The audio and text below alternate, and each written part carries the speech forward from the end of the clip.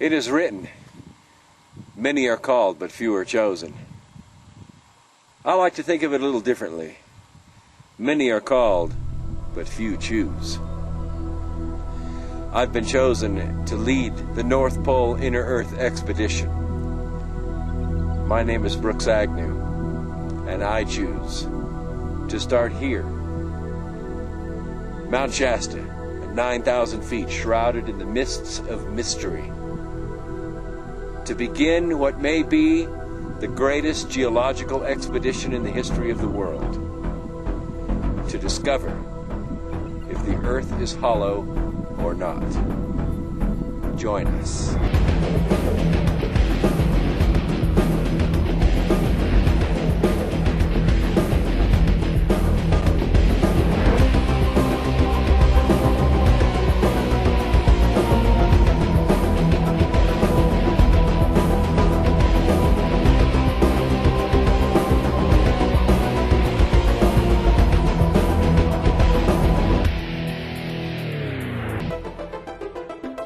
You may ask, who am I that I should lead this most intrepid group of people on this expedition? Well, I have been privileged with the highest callings there are, that of teacher, scientist, engineer, talk show host of X Squared Radio, but most of all, I am an Earth explorer. My family came to Scotland from ancient lands in the 13th century and founded Stranraer and the lands called Galloway. They built this magnificent castle overlooking Loch Na high in the hills above the western coast. The Agnew clan served as magistrates over land transfers. In the early 15th century, the Ross clan sold a tract of land to the Sinclairs from France. The chapel at Rosslyn is one of the most famous centers of holy power on earth. It is believed that the Ark of the Covenant once was housed here. A most remarkable history is preserved behind these doors. The Agnews were the hereditary sheriffs of Galloway, Knights of Christ, who protected Rosslyn Chapel from plunder for over 350 years. The symbols are cross-fertilized between Agnew Castle and Rosslyn Chapel. The Scottish Cross, the Templars' Square, and the Flowers of Life adorn both buildings. The Agnew-Ross bloodline is preserved through one living heir, yours truly. Why hollow Earth theory? One of the earliest theories proposed was in 1692 by Edmund Halley. Edmund Halley was a brilliant English astronomer whose mathematical calculations pinpointed the return of the comet that bears his name. Halley was fascinated by the Earth's magnetic field. Halley came to believe that the Earth was hollow, and within it was a second sphere with another field. Halley also suggested that the interior of the Earth was populated with life and lit by a luminous atmosphere. He thought the aurora borealis, or northern lights, were caused by the escape of this gas through a thin crust at the poles. In 1846, the discovery of an extinct woolly mammoth frozen in ice in Siberia was used by Marshall Gardner as evidence of a hollow Earth. Gardner subscribed to the single sun inside the Earth theory and suggested that the mammoth was so well preserved because it had died recently. Gardner thought that mammoths and other extinct creatures wandered freely in the interior of the Earth. This one had wandered outside by using the hole at the North Pole, then was frozen and carried to Siberia on an ice floe. As time has gone on, the idea of a hollow Earth has become less a theory of fringe science and more a subject of science fiction and fantasy. It seems the more science discovers about the structure of the Earth, the more popular the theory seems to become. Evidence that seems to allow the possibility is routinely thrown out by scientists. United States Navy Admiral Richard Byrd flew across the North Pole in 1926 and the South Pole in 1929 and reportedly told of his observation that lush green forests, mammoths, and flowing water appeared below his aircraft where none should have been. Over the years, we've collected space data using satellite photography, using orbiting experiments. We've also collected Earth-based data by examining evidence on the ice, evidence in the sky, evidence in the sea, evidence from earthquakes, and finally, from human consciousness itself. This is where the mystique begins. Tibetan Buddhism, where the first real expressions of the inner earth in religion begin.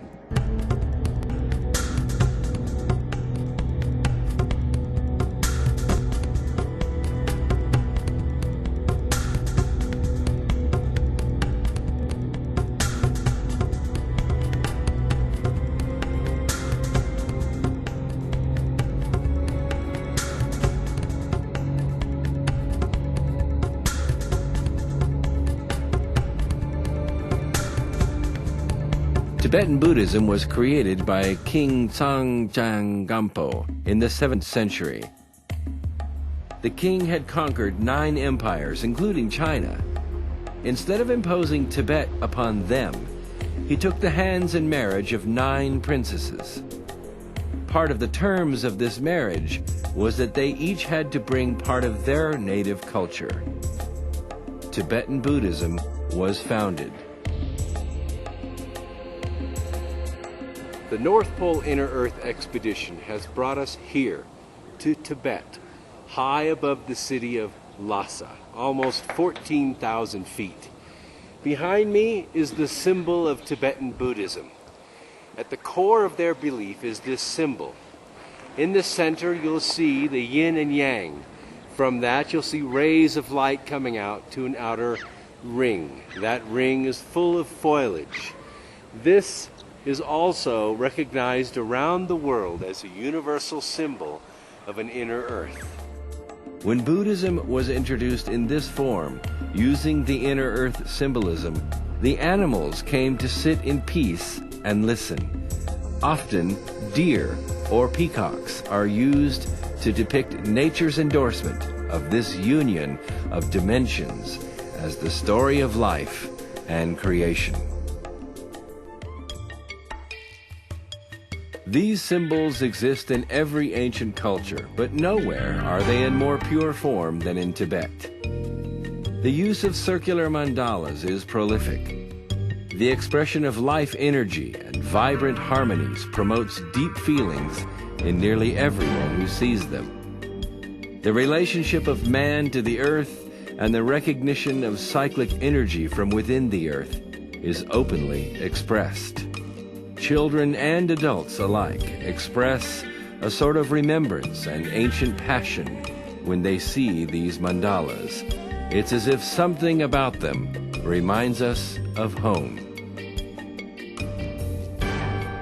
We're standing inside a mandala with 108 sacred rooms, ornately painted, but built several hundred feet high on top of an iron mountain in the foothills of the Himalayas, over 14,000 feet up.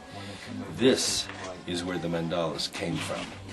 The Nawaras that built this building built it by design.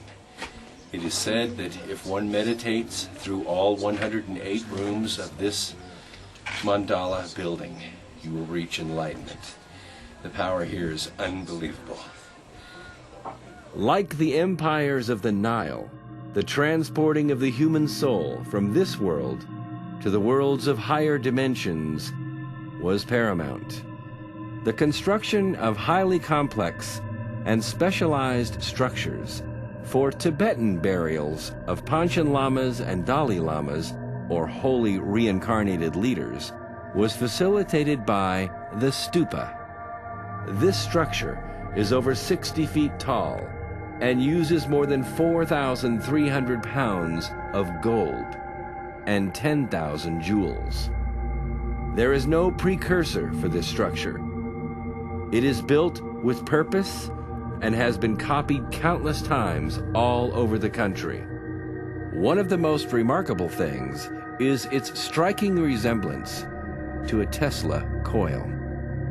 To clearly make the point, the 14th Panchen Lama constructed this modern version in 1989 to rebury the desecrated mummies of the 6th, 7th, 8th, and 9th Panchen Lamas. On the ceiling, perfectly centered above the golden arch in which the mummies are housed, is a 4-dimensional Stargate mandala. The temple in Shigatse houses one of the many statues of Maitreya, the future Buddha.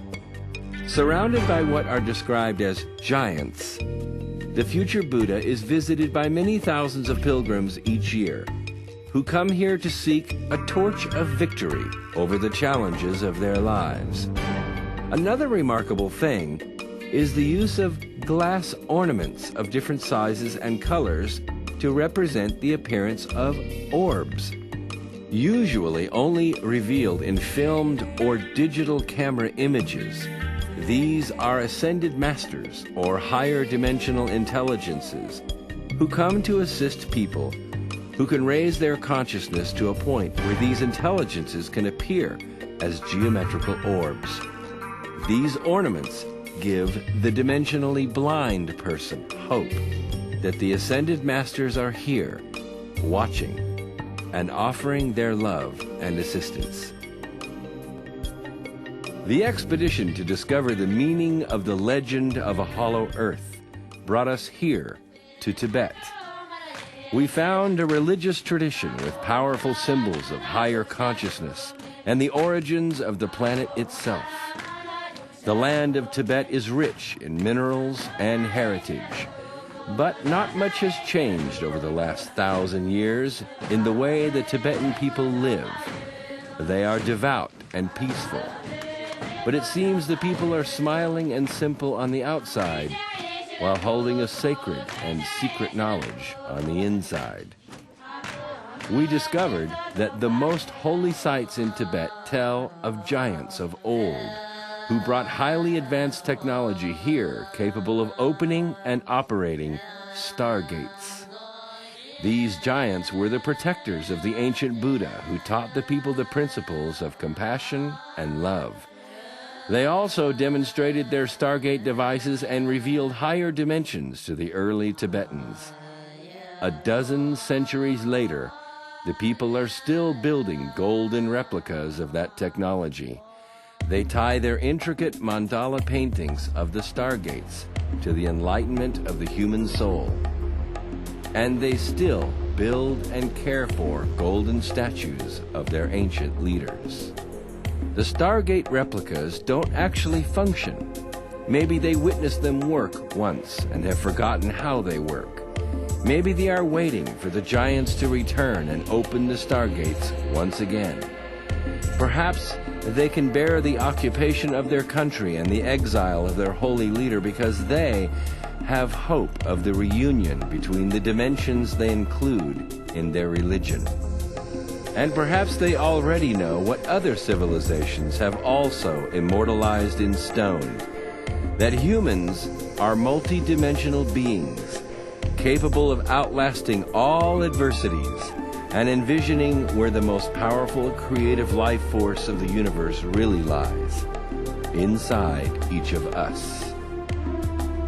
How did such advanced spiritual and technological concepts find their way into the core religious beliefs of such an isolated society? How did the symbolic representations of an inner earth arise in this ancient land? Our journey to Tibet has generated many new questions, but few answers. These new discoveries of yet another link between human consciousness and hidden knowledge of an inner world provide even more fuel for our quest for the truth. And our quest must ultimately lead us to the one place where the truth can be found, The next area of exploration for the Inner Earth expedition to discover the source of the legend is a region near the North Pole, the land from whence the warm wind blows, the source of the Aurora Borealis, the place where it's said there lays an elusive opening between a surface world where the sun shines and the stars twinkle in the night, and an inner world, a land with no horizon. One might think that with today's capabilities in the fields of satellite photography and geophysical surveys, that the existence of an inner Earth would have either been proven or refuted by the existing data. Sadly, we have no way of knowing, because the powerful entities who control such data from the polar regions have seen to it that this knowledge remains secret. Most of us are familiar with our world as we view it from weather satellites on the evening news. These satellites go around the planet from east to west or from west to east. There are a few satellites called polar satellites that go around the Earth, North and South Pole. However, data is not available to the public for a view of the North Pole or the South Pole, only the center section. There are only a few polar satellites. In February of 2006, the federal government issued a data denial implementation plan which secures the continued flow of real-time meteorological satellite data from the NOAA, provided instruments on board EUMETSAT's METCOP spacecraft to public duty users in the United States during episodes that might otherwise require data denial. Data denial means real-time data from U.S. environmental instruments can be denied during periods of crisis or war. There are no publicly available images of the North Pole.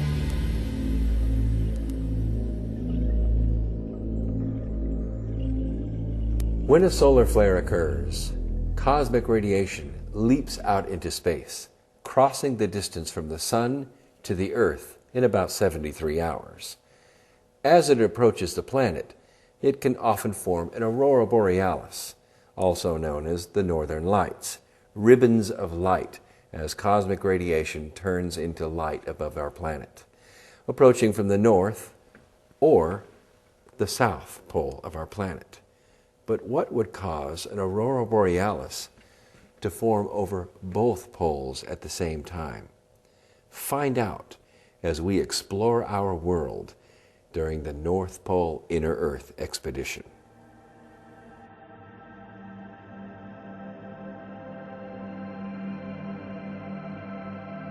In this slide of space photography, one can see the city lights blurred below as the beautiful blue-green aurora borealis is captured with the solar wind passing gracefully around the planet Earth.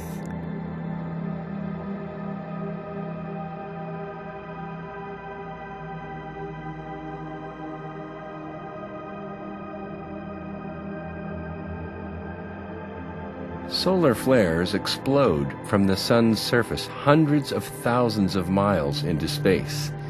These emit X-rays, high-energy particles, and gamma rays that travel on a solar wind to Earth in about 73 hours. The Earth's magnetosphere is generated by the crust rotating around a solid metallic core. Without this magnetosphere, the surface of the Earth would be completely sterilized.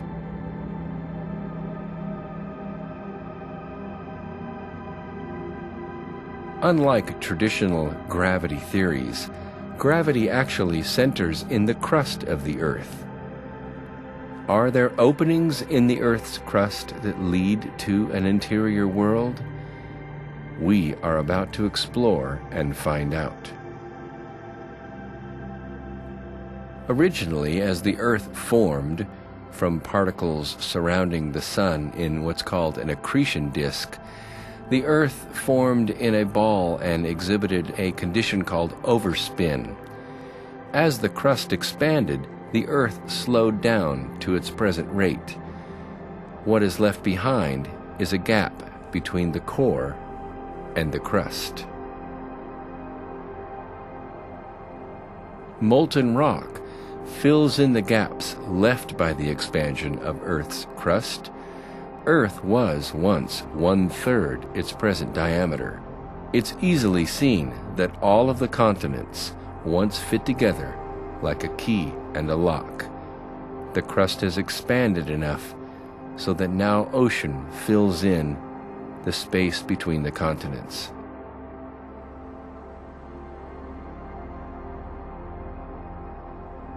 One can see from this graph that in the last 25 years, earthquakes have increased in intensity and frequency.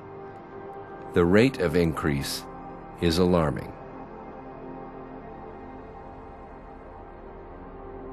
Every time there is a major earthquake, geologists collect an MRI of the Earth. That is to say, vibrations travel from the point of earthquake to the other side of the planet, where precision accelerometers reveal a detailed picture of what the Earth may look like on the inside. Unfortunately, each time one of these events occurs, there is a series of shadow waves or unexplained waves left behind. This example out of a common textbook is exactly what geological students see each year. Each time they have to accommodate the shadow zone. We believe this is a broken model, as does Jan Lambrecht, who also took the same math data and worked it backwards to see if the MRI could reveal the true structure of the inner Earth. In this slide, you can see there is a model that works without exception every time. As the vibration occurs on one side of the planet, it passes through the crust, but does not pass through the open air area between the crust and the core. Instead, it passes freely around, reflecting to the other side. There are no shadow zones in this model. The math works perfectly every time. In actuality, as the Earth forms, it forms into a sphere rather than a solid ball. The center of gravity, as shown here, is actually in the middle of the crust. Think of it as if you were standing in an elevator on a bathroom scale, and the elevator traveled to the center of the Earth from the surface. As you went lower and lower, your body weight would actually drop, until when you finally reach the center of the Earth, your body weight might actually be negative. According to Newtonian physics, as matter coagulates or aggregates in space, the amount of gravity associated with that mass increases with its weight. If those Newtonian physics are in fact accurate, while you're in the center of the Earth, you would actually weigh nothing, because all of the mass of the Earth would be above you. This is why planets form into spheres and not solid balls. In actuality, the acceleration of gravity that we feel on the surface is about 32 feet per second squared.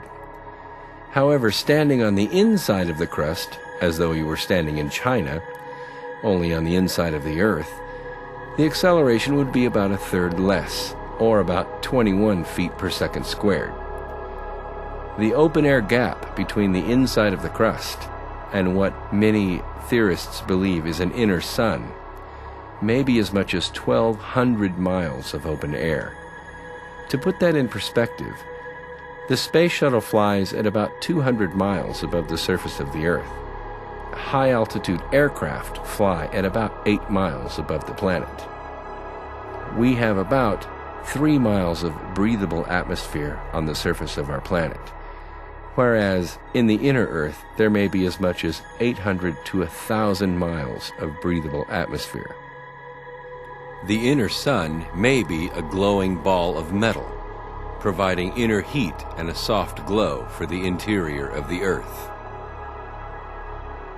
Without a sundown event, there would be no night or day on the inner Earth, simply a soft twilight 24 hours a day. a temperature equilibrium may form, with a minimum of weather. However, with a vast atmosphere, a tropical environment low in solar radiation may form the perfect environment for long life and giantism among plants and animals. The idea behind a North Pole passage is that there is a hole or an opening in the crust equalizing the pressure from the interior to the exterior of the planet. The ocean actually coats the crust on the inside and outside of the crust, meaning that there is an outer ocean upon which we sail and an inner ocean, an ocean with no horizon. What we are about to undertake may be the greatest geological expedition in the history of the world. The builders of Rosslyn Chapel in the year 1442 wanted us to know the true nature of the earth. Directly above the altar, in the center front of the chapel, in the ceiling, lowered down and carefully ornately carved, a hollow world with an interior sun.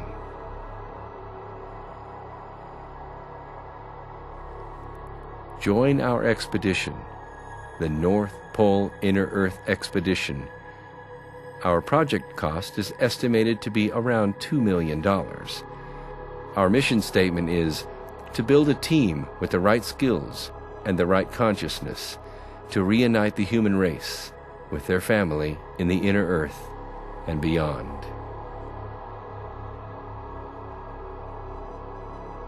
Phoenix Science Foundation, in cooperation with Advanced Planetary Explorations, LLC, has formed this expedition to bring the film, the data, and the samples back from the North Pole so that you will know whether the world is in fact hollow or not.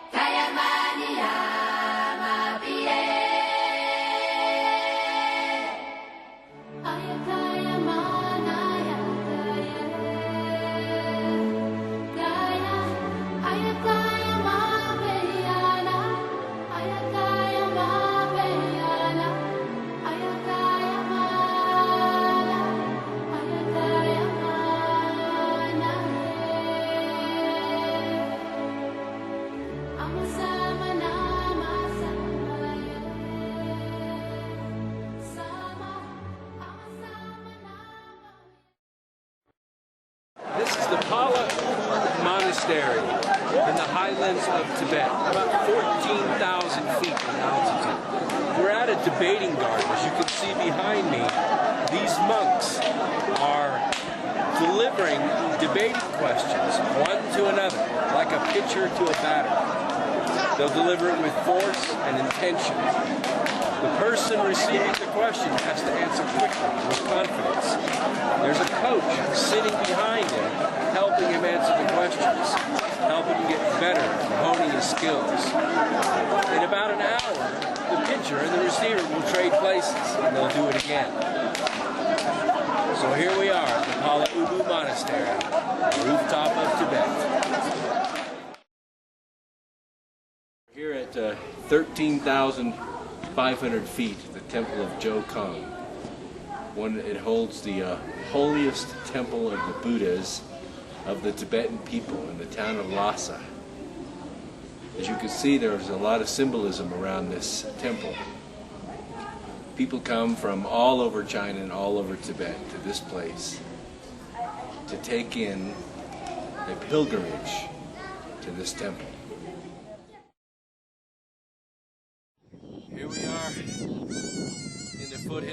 Himalayas were probably around, I don't know, 15, 16,000 feet.